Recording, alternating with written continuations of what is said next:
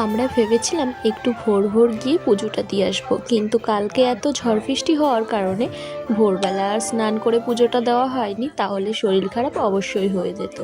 তো দেখো, আমাদের যেহেতু বেরোতে দেরি হয়ে গেছিলো, আমরা এসেছিলাম 2:20 নাগাদ পুজো দিতে। তো এসে ভালোই ভিড় ছিল মোটামুটি। তো আমরা পুজোর ডালা নিয়ে নিলাম, নিয়ে এখানে দেখো অনেক কিছুই দিয়েছিল, এর মধ্যে কলা, সন্দেশ, বাতাসা অনেক কিছুই দিয়েছিল।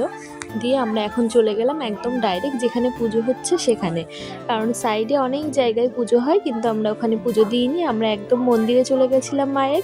তো সেখানে দেখো একটা কালী ঠাকুর, আরও অনেক কিছুই সেজে সবাই দাঁড়িয়ে থাকে।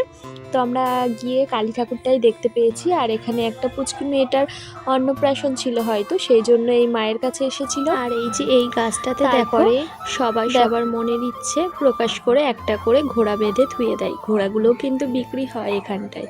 তারপরে সবাই সবার মতো কিনে মনের ইচ্ছে বেঁধে আমরা এখন প্রসাদ নিয়ে দাঁড়িয়ে আছি ঠাকুর মশাইকে দেবো বলে।